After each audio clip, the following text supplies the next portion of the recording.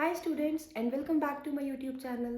So as we have completed the alcohol part of chapter 11 and you can also see that I have solved some of the last year questions on the basis of alcohols. So now it's time to start the phenols. Okay, talking about phenols, I have already covered some of the part of phenol, that is the preparation, and some star points on part 3 of this playlist chapter 11. So before you start watching this video, I'll request you to first go through the part 3 of chapter 11 of my video so that you can have a basic understanding. So phenols में अगर start करें तो मैंने आपको बताया था कि aniline से प्रिपरेशन होता है फिनॉल का, then commercially we prepare it from cumene and then there is one more process that is Dow's process. Overview अगर मैं दूँ इसका, सो एनिलीन को हम डाइजोनियम सॉल्ट में कन्वर्ट करते हैं. ये हमने हेलोल्केन्स में भी पढ़ा था. By treating it with NaNO2 with HCl, keeping a particular temperature and then heating it in water, warm करेंगे थोड़ा सा, then phenol gets formed. While preparing it commercially, we need cumene and then we oxidize it. After oxidation, we treat it with water in acidic medium and then phenol gets formed with a byproduct. ये क्या होता है आप बताएंगे. And then there is Dow's process wherein we take chlorobenzene and treat it with sodium hydroxide, keeping a particular temperature and pressure in a way that sodium phenoxide gets formed. On treating it with HCl, phenol gets formed. ठीक है. So the next preparation for phenol is from benzene sulfonic acid. Now how we prepare benzene sulfonic acid?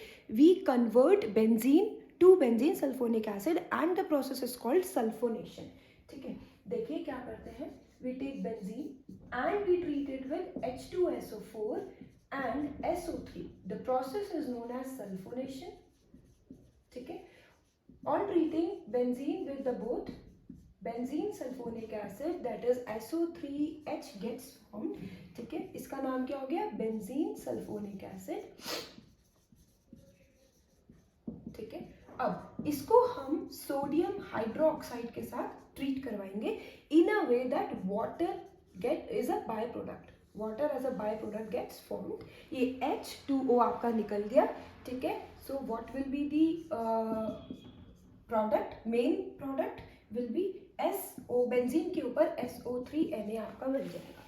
अब इसको जब हम treat कराएंगे fused NaOH के साथ, NaOH in fused state. Fused मतलब क्या होता है? See, there is a difference between fused state and aqueous state. Fused state मतलब when a solute is in the liquid form, उसमें हम कोई वाटर, कोई सॉल्वेंट नहीं ऐड करते हैं. एक्वस सॉल्यूशन मतलब जैसे मैं बोलूँ अगर आपको NaOH का एक्वस सॉल्यूशन बनाना है तो आपको कुछ नहीं करना है. NaOH में जस्ट ऐड वाटर, पानी में उसको मिक्स कर दो, you will get the aqueous solution.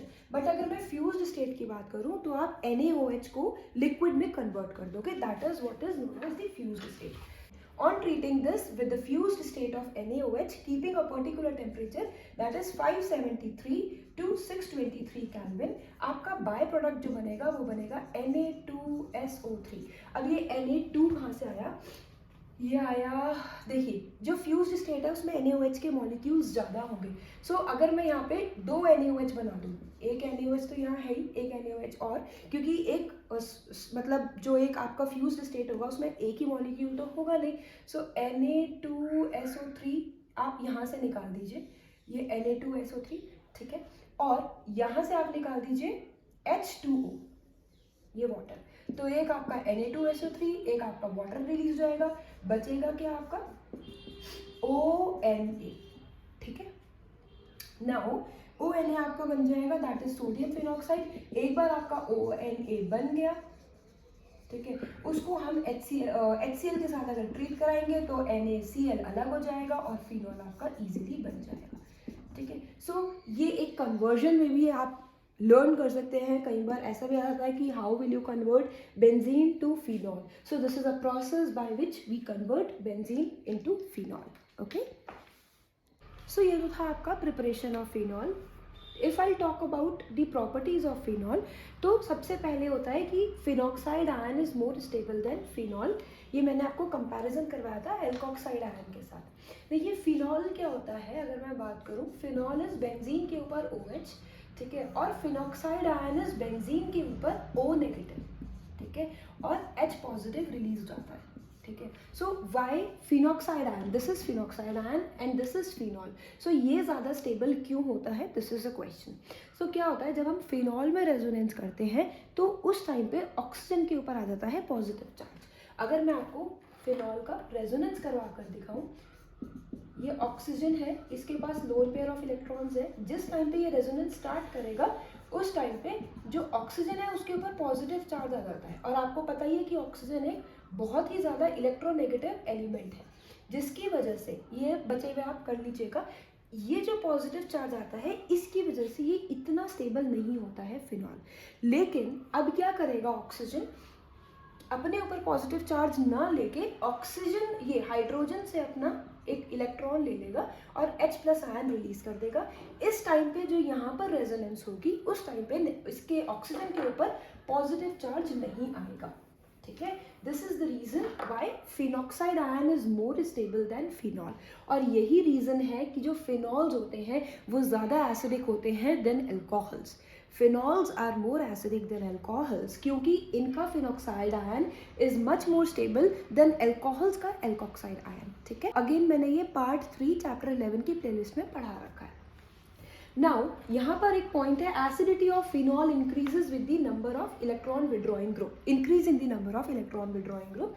क्या होता है, जो फिनॉल है अगर आप चाहते हो कि उसकी एसिडिटी आप बढ़ाओ तो इलेक्ट्रॉन विड्रॉइंग ग्रुप आप लगा दीजिए, मतलब कि वो ग्रुप्स जो इलेक्ट्रॉन्स विड्रॉ करने की टेंडेंसी लेते हैं, इलेक्ट्रॉन्स लेने की टेंडेंसी लेते हैं।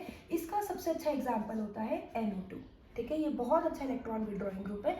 इलेक्ट्रॉन डोनेटिंग ग्रुप जो इलेक्ट्रॉन डोनेट करते हैं उसका एक बहुत अच्छा एग्जाम्पल होता है मिथाइल ग्रुप, मतलब एल्काइल ग्रुप, मिथाइल इथाइल कुछ भी ले लीजिए। तो अगर मैं फिनॉल पे, अगर लेट्स से ये एक फिनॉल है और इसी फिनॉल पे मैंने अगर ऑर्थो पोजीशन पे NO2 ग्रुप लगा दिया तो इन दोनों में से एसिडिक कौन ज़्यादा होगा, ये वाला एसिडिक ज़्यादा होगा। अगर इस पे मैंने एक और इलेक्ट्रॉन विड्रॉइंग ग्रुप लगा दिया, ठीक है, लेट्स से दूसरे ऑर्थो पे भी मैंने इलेक्ट्रॉन विड्रॉइंग ग्रुप लगा दिया तो ये उससे भी ज़्यादा एसिडिक हो जाएगा।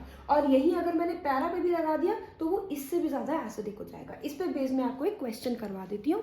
So here is a question where we need to arrange in order of their acidity, increasing order of acidity. So pause my video, solve the answer and then check आपने कितना सही किया या गलत किया है। यहाँ पर अगर मैं देखूँ तो पहले एक एल्काइल ग्रुप है, मतलब एक अल्कोहल है, और बाकी सब फिनॉल वाला है, ठीक है। सो सबसे पहले सबसे छोटा जो एसिडिटी होगी, सबसे कम एसिडिटी होगी वो अल्कोहल की होगी। याद रखिए जो अल्कोहल्स होते हैं उनकी एसिडिटी फिनॉल से कम होती है और फिनॉल्स की एसिडिटी कार्बोक्सिलिक एसिड से कम होती है, ठीक है।